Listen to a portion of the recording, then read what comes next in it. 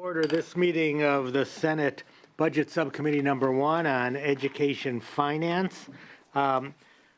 Today we have a fairly lengthy agenda dealing with UC, CSU, and the California Student Aid Commission. As you see on your agenda, we have a vote-only item to start our agenda, which means there won't be any testimony taken, but there will be an opportunity for public comment before we move to a vote. It's a technical cleanup, really. It's not a controversial item in any way. After that item, we will begin with California Student Aid Commission's general presentation. We don't anticipate any votes being taken the rest of the way through our agenda, although it's always possible a member might ask for a vote on something. These items will all be voted on at some point in the future, probably after we get May revised data, so we know more what we have to work with.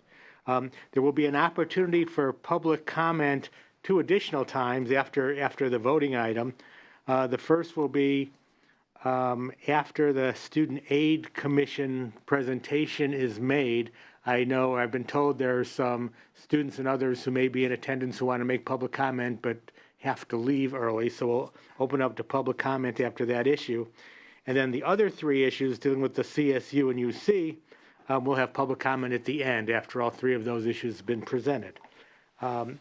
We will begin with issue 1 on the spring finance letter. It's in your agenda if anybody wants to review it.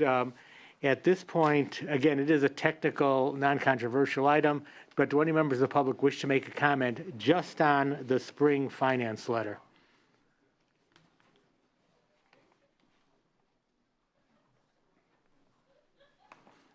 And for public comment, you will have up to a minute. Make any statements you wish to make. If you have additional material that can't be covered in the minute, you can submit in writing as much as you want to the sergeants today or to the board, the committee, anytime after today. Please begin by stating your name and organization, if any you represent, and then make your comments. Go ahead. Good morning. My name is Danielle Kando-Kaiser. I'm here on behalf of Common Sense Kids Action. We are supporters of Senator Pavley's SB 62.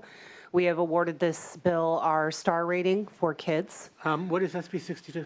I'm sorry, Senator Pavley's office asked me to come here this morning to speak in support. I think they want you to support maybe the Apple Apple program, exactly. That's not this item.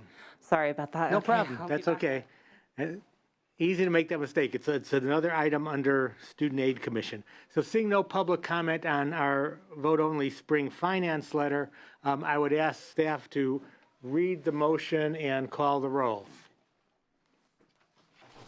Approve spring finance letter to remove one-time funds appropriated in the 2015 Budget Act for Informational Technology Consulting. Senator Block? Aye. Senator Morlock? Aye. Senator Allen? Okay, please show that passing 2-0, and we'll hold the roll open for Senator Allen. We'll move now to our item on California Student Aid Commission. And on this item, we have 2 panels. The first panel is Senator Pavley. Is she with us yet? On her way. On her way? Okay. We will hold for a couple of minutes for Senator Pavley. If she's not able to arrive, then we will move to the second panel.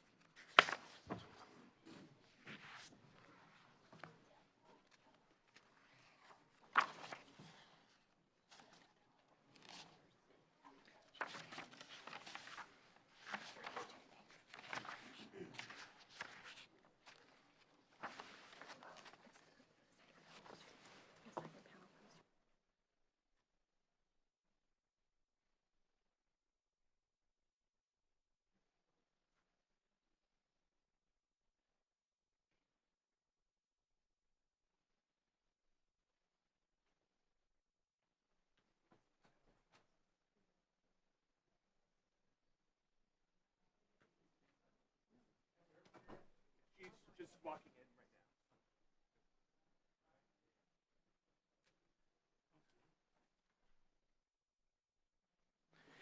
Welcome, Senator Pavley. At your request, we've set aside 3 minutes for you to talk to us about the Apple proposal that you've made, and we look forward to hearing from you. Okay, thank you very much. I was out and about in the halls.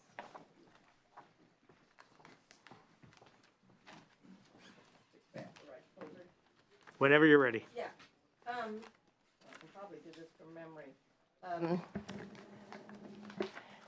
California, as you know, and you've had some hearings, is facing tremendous teacher shortage, particularly in hard-to-fill subject areas like special education and math and science, but growing number even in rural areas of traditional other kinds of courses for fees.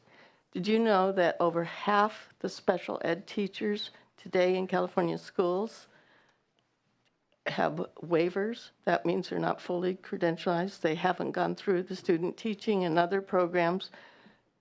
So we're having teachers that do not have the education they need to succeed in the class. What the Apple program does, it's a resumption of an existing program that did very well. We used to spend $80 million a year on teacher recruitment. This is a loan forgiveness program. So student loan debt is one of the reasons why a lot of people aren't going into teaching. We've had a drop-off of 75% of the number of students even in our teacher credentialing programs going through the colleges. One of the reasons that this is happening is student loan debt. When I went through school at Fresno State, Mr. Niels, you didn't have student loan debt. You could afford to be a teacher. Now, common sense would tell you you can't afford to be a teacher because you're coming out of college with $20,000 to $30,000 on an average of student loan debt. Your beginning salary's $40,000 a year. You pay it off over 20 years. That's a real deterrent in attracting potentially quality teachers into the classroom. So this is a real important tool. There's a variety of other approaches too that says in exchange for teaching up to 5 years, perhaps in a disadvantaged community under the local control funding formula, or in a subject area where there's a critical need, and this would be determined through the superintendent of instruction, your student loan debt would be gradually forgiven in exchange for teaching over 5 years of time. It's been successful. It's a program that's been audited in the past.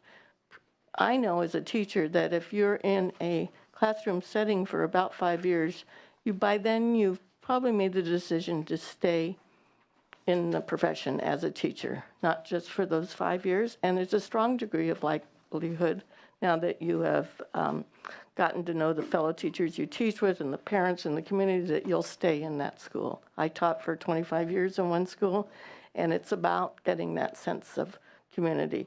But I do know that student loan debt has really affected students who would like to be teachers. And so I'm suggesting and hoping through the budget process that we would put approximately $2 million in to start up the loan assumption program again. It would be administered by the Student Aid Commission that had done it in the past successfully. There's no one opposed to this bill. It's just about investing in the future. I think it's a good investment. And I appreciate your support in this subcommittee. Great. Thank you, Senator Pavley. Appreciate your coming here and speaking with us. We may have some questions for you. I have one. Where is your bill now in the process? I think it's in the Assembly Appropriations Committee. Is Chris shaking his head affirmatively behind me? Okay. So it's then made it through policy committees. Unanimously, all policy committees unanimously, school boards, everyone is supporting it. Chambers of Commerce, they get it. You can spend all the money you want on books and technology, but if you don't have a committed quality teacher in the classroom, the other stuff doesn't matter. And if this committee decides to recommend funding, and if that's ultimately adopted in the budget, then there's no longer an appropriations committee issue, I assume. That's correct, and I have learned that it is a lot smarter to go through the budget process than have a bill held in appropriations. I think it's consistent with the governor's goal especially in the local control funding formula districts. But this is broader than that because it looks at school sites, so you could be in a rural area that has these intense needs as well of attracting teachers with credentials into the classroom. So it's applicable in all over the state. I think it's critically important, and the public gets this. Thank you. Any other questions from colleagues? And I should, I'm remiss probably not introducing my vice chair, Senator Morlock, with us, the other committee members, Senator Allen, and vice chair of the Budget Committee as a whole, Senator Nielsen, are here with us today. If there are no questions from other committee members, I'd just like to say that many, many years ago, I used to administer the Apple program at San Diego State University. It was a great value. I think it's an important program, and given the teacher shortage we're facing, I think it's one important component of trying to meet the needs. That said, we've been meeting for months now, and there are so many competing needs that I can't assure you where this will go. I can assure you the committee will weigh this against all the other proposals and perhaps make a recommendation to the conference committee, which will then make a recommendation to the big three, who will ultimately create a budget. But I know the program's a great program, and I thank you for bringing the issue forward, and I personally will be very supportive of it. Again, anything else from my colleagues? Senator Allen. Yeah, just to thank the senator for bringing this forward. We know we have a serious teacher shortage. We've also got a serious affordability crisis on our hands. It's very much a part of the teacher shortage, and I just want to applaud her for her leadership on this issue, something that she knows well, and something that we've been looking at both in the subcommittee and also at the education committee. And It's on my bucket list for my last year in office, too, may I add. And Senator Nielsen, did you know which CSU has the most students in their teacher credentialing program? I read some data about it the other day, yes. CSU Fresno, and the president of the university was there and said how important this program is in places like Fresno and the surrounding areas. Started out as a teaching college. Yep. Well, as a representative of San Diego State University that got knocked out of the NCAAs because they lost to Fresno State, Never that mind. doesn't help your case at all. I forgot about that part. That was With that, I want to thank and excuse Senator Pavley. Appreciate you being with us, and call up our next panel under Student Aid Commission. And by the way, there will be public comment after this panel. And this panel, Dennis Larson, Executive Director of Compensation Programs at the, no, I'm sorry, that's wrong. Next panel, Lupita Alcala, Executive Director of the California Student Aid Commission. Paul Galazewski, Principal Fiscal and Policy Analyst from the Legislative Analyst's Office, and Jack Zwald from the Budget Analyst from the Department of Finance. Welcome to all of you, and we will begin with Ms. Alcala. Good morning, Chair and members. My name is Lupita Cortez Alcala. I'm the new Executive Director of the California Student Aid Commission, and I bring you greetings from our Chair, Geog, and our other commissioners. As you know, the Student Aid Commission is the primary state agency tasked with administering state-funded need-based financial aid. Every year, we serve nearly 500,000 students, hundreds of institutions, and ensure that more than $2 billion in investments in need-based aid gets to students that need it the most. Before I start on the presentation, though, I want to tell you a little bit about myself. As the new Executive Director, I was born in Tijuana, Mexico. Immigrated to the U.S. with my family at 3, and I was raised in the San Diego area, and actually Poway. And I was an English learner, along with my other brothers and sisters.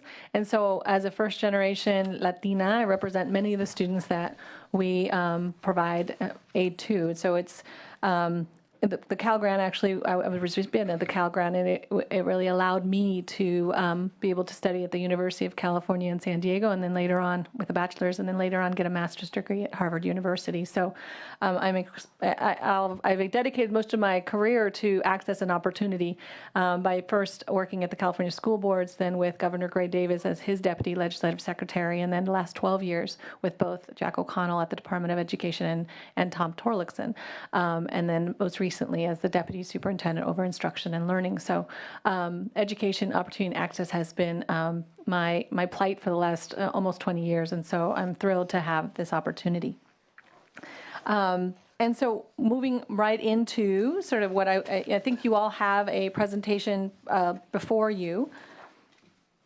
And I'm going to cover what the committee wanted to know a little bit about is the CSAC, what programs we cover, including Cal Grants, DREAM Act, Middle Class Scholarship, CSAC's specialized programs, outreach, and FAFSA information, and of course our budget priorities. And then I do have staff with me if you have any really detailed technical questions, as I'm 4 months in.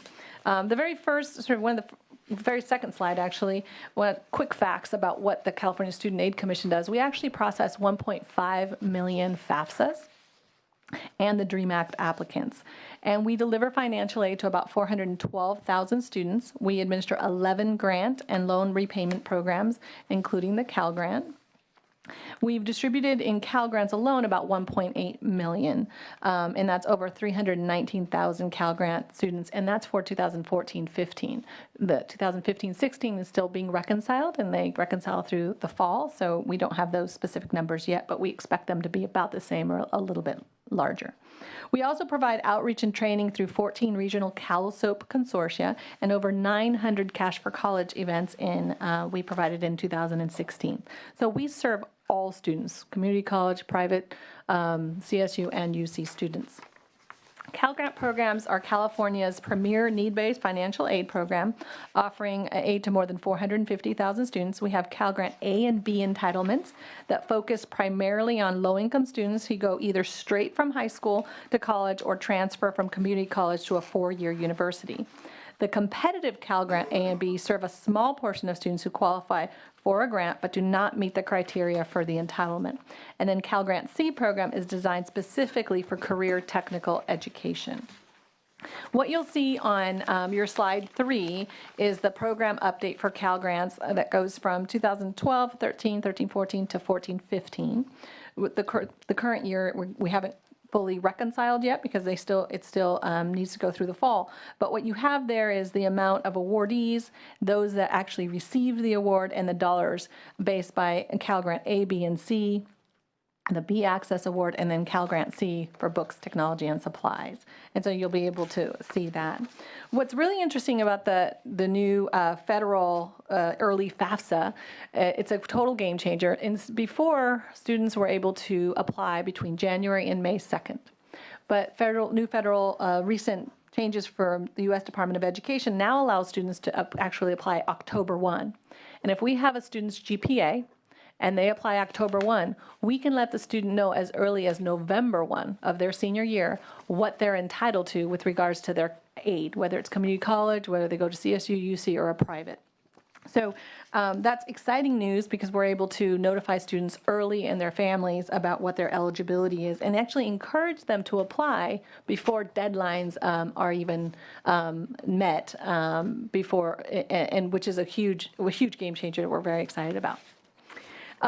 So on the next page or the next slide, Cal Grant C, is a little bit more information about the 2014-15 and the 15-16 year and the paid rates. Now, the caveat here is the 2015-16 is still open. So if you look at the students that received the Cal Grant C, you'll see that for 14-15 it was at 79.7 paid rate. We expect the 15-16 to be at about the same or a little higher this next year. It's just we're not done with the year yet. What's exciting about the Cal Grant C is that we've implemented a couple of bills in the legislature in the last few years, SB 451 and 1028, that allow us to really prioritize the occupations by high employee need or demand, high employment growth, high employment salary and wage, and then of course this recently the career pathways, to make sure that the careers are well-articulated career pathways. So we're excited that we're going to be putting that out in this next year to allow for us to really prioritize where Cal Grant C awards are focused, where they're focused. The next program update, and feel free to ask any questions either now or afterwards, is the California... We'll be saving questions till the end of the whole panel. Okay. The next program is the California DREAM Act.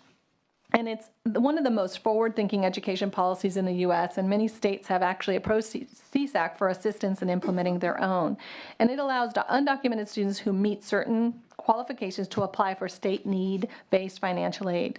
Dreamers fill out a DREAM application that mirrors sort of the FAFSA.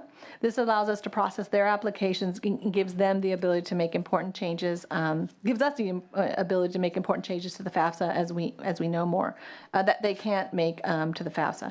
We have slightly more updated information on 15-16 date. I know the committee and our commissioners are very concerned about the paid rate for California Dreamers. So here you'll see for 14-15 on this slide what it looked like in 2014-15. The paid rate for high school entitlement was 65%, transfer entitlement was 82%, and Cal Grant C was 41%. So it averaged out to a 67% paid rate. For 15-16, we're at 54% in total, but we expect that to be at least 67%. But we want to also let you know that we've sort of redoubled our efforts with this population of students. So we're not just, we're calling them, we're emailing them, we're mailing them notice home, letting them know you have a Cal Grant available. Please, let us know where you are and if you plan to use it. So we're also redoubling our efforts because we're very concerned. Although it mirrors the entitlement paid rate, because it's such a smaller group of students, we're worried about sort of why they're not getting sort of their aid. So we're just as concerned and working hard. And the next slide just describes by community college, UC, and CSU and their percentages. And again, the caveat here is that 15-16 rate looks low, but we anticipate to be similar percentages as last year's rates. So every year, though, since 2013, more students have been taking advantage of the program. We work with institutions and community groups to get information to students who may not realize they're eligible for the aid. Recently, we began a process of contacting the students that we mentioned. One barrier we found was they are required to register for selective service, so we went ahead and included that on the Web for Students grant site, where we can go ahead and register them to vote if they authorize us to, or register them for selective service. So not to vote, sorry. That's another thought that we have. We'd like to register them for selective service, and so we eliminated that barrier, and so more students were able to take advantage of the grant because of that, being able to find that was the barrier and then kind of fix it. So for middle class scholarship, a lot of talk about middle class scholarship. It was implemented a few years ago because of the growing need among the middle class families for assistance covering in the increasing cost of college and the affordability that was discussed today. The program is available to students at the UC and CSU who make up to 100, or the families make up to $150,000 a year. Upon full implementation, it will guarantee that 40% of tuition and fees are covered with the grant by providing an award sufficient to cover the gap between the grant the student receives and 40% of tuition and fees. So in 14-15, 82,190 students were awarded, and about $54 million was paid out. The program is still new, so the initial cost estimates were based on models which relied heavily on estimates. CSAC recently implemented a March 2nd deadline, and we also set the asset limit to $150,000. So that knocked a few students out as well. We've heard many ideas about what to do with the excess funds, including increasing the number of competitive grants, accelerating the phase-in for the program, and increasing it from maybe 40% now to maybe 60%. It's an important program as college costs continue to increase. This group of students who are ineligible for many other need-based aid programs are being priced out of a college degree. One key challenge of increasing the take rate is that these students have traditionally not filled out the FAFSA, and many aren't aware that there is a financial aid program for them. So we're redoubling our efforts to communicate that this program exists. It is fairly new. So what I've done in the next example, because many people want to talk about the middle class scholarship and assume, $100,000 to $150,000 is a lot of money for a family, particularly when you're comparing it to other students that really have need-based and much lower income levels. But I wanted to sort of describe to you in this page what it means. So if a student was attending, for instance, UC Berkeley, and the UC Berkeley cost is maybe $30,000 a year. For UC that's in the room, hopefully they can vouch for me. The system-wide tuition and fees, generally financial aid grants are for tuition and fees. So let's say the tuition and fees is $12,240. The student's income, it's on a sliding scale. It could be anywhere from 100,000 to 150, or anything above 87,000, they're no longer eligible for the Cal Grant. So assuming this family of four, student is going to college, they're making 100,000. They're not eligible for Cal Grant A, and a Cal Grant B is a lot lower than the 87,000. So system-wide is 12,240 times the maximum percent of fees, which is at 40%. So when this is fully phased in, they would be eligible for 4,896. Okay, so that's of the tuition, 40% of the tuition and fees, not the cost of attendance. Cost of attendance being 30,000. So right now, though, for 15-16, it's only at 20%. So what they would really be getting is 2,448 if they had no other aid that was coming their way. And then if you, assuming in the next line, when you follow the arrow, let's say they received $1,000 for institutional grant, that would be taken away from that amount, the 2,448. So their final middle class scholarship work would be 1,448. That's what they'd get at the end of the day. Now, this will be assisting them for the 15-16 year, just for the tuition and fees, and that's from the 30,000. That student and their family are still responsible for the remainder. So I just want to put that in perspective with the class, to when you're thinking about should we have a middle class scholarship or not. That's the real live situation. And then if you phase it in for 16, 17, or 17, 18, you might want to consider the 30 or 40%. We could afford a phase in to the 40% now. And when you look at what we're talking about, it's not a lot. And some students, because they're getting other aid, because they can't possibly afford the 30,000, they end up with $24 for the middle class scholarship, or $54, because after they take away, you subtract what else they might be getting, it's really not a lot. So we might want to think about that program as we learn more in terms of the phase-in or the sliding scale from 100 to 150,000, because there's also differentials in terms of what the student and their family can afford.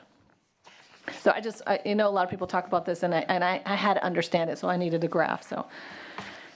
Okay, the next slide is the additional financial aid programs. We also administer the foster youth program, National Guard, Child Development, Law Enforcement, and then, of course, the APPLE program that Senator Pavley just spoke about, State Nursing APPLE program, and the John Justice program, and the Graduate APPLE program. So those are smaller programs, but those are programs that we do administer, and want to let you know that we also have responsibilities over.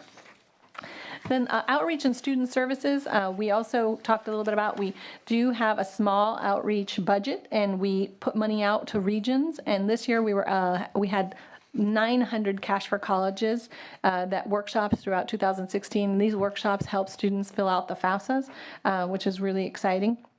We help more than 48,000 students and families fill out the FAFSA. We also commission partners with the Speaker's Office and member services to support legislators who wish to host and assist to Cash for College events in districts as well. The other program we administer is the Cal SOAP program, and that's about $7.3 million program. We serve 14 regions, and they offered 247 Cash for College events at 199 and served 199 California high schools. Lastly, just really quickly talk about our budget priorities for this year. Last year, the legislature and administration approved $840,000 for the Student Aid Commission to begin planning to replace our 30-year-old grant delivery system.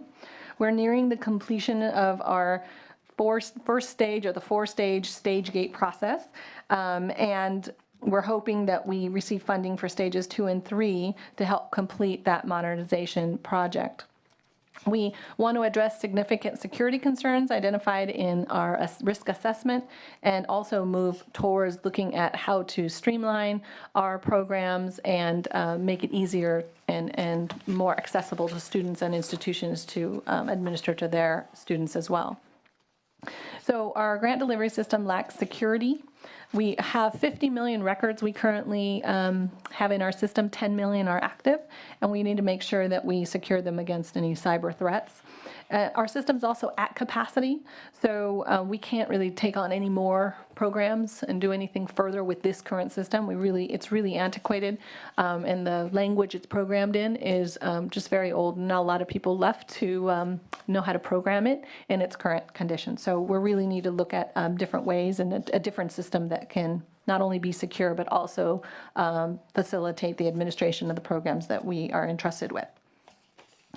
And then one of the last one of the stage gate process, slide 14, is just kind of the different stages. There's the business analysis, alternatives analysis, and solution development analysis, and then the solution out. There's just different, wanted to include all the different stages and what they include, and we are finishing stage 1. We hope to, in 16-17, finish stage 2 and 3 and do the market analysis and see if there's something off the shelf or if we need to build something to accommodate the grant delivery system. And then almost lastly, the second budget request really is for student customer service. CSAC receives about 123,000 calls in 2015, and we're able to answer a good percentage of them, about 63,000 of them. But 50,000 calls go unanswered because we don't have the capacity. We have a staff of about 10 that answer those calls. But now with the early FAFSA season, we anticipate that we're more than double our peak call period, further taxing our ability to provide assistance to students and institutions and counselors. So these same 10 people, they not only answer the phones, but they also do the outreach training to institutions. They perform annual data entry for some. We do still receive paper GPAs from high school verification forms, and so we're asking for additional staff to do that. It doesn't need to be a full-time state employee. It could be in the form of hiring a student. It would be less expensive, and they could also give back to fellow students on financial aid. So we're open to that a possibility as well. And what one of the last slides really shows you here is the amount of calls that we received, and the actual calls that we received, the answered calls, and then the abandoned calls, and then the abandoned rate percentages. We generally try to do a really great job of it, but we're letting you know with the early FAFSA and the fact that we have missed 50,000 calls. We would like to serve all the students and their families. And while we have an automated system and it sends them to different places, hey, if you need this, if you kind of a self-serve, most students and families want to talk to a live person about their financial aid and their taxes and whatever situation's happening with them. And so we want to be able to serve them. Thank you so much for your time. And if I'm here available, I'm here and my staff's here to answer any questions.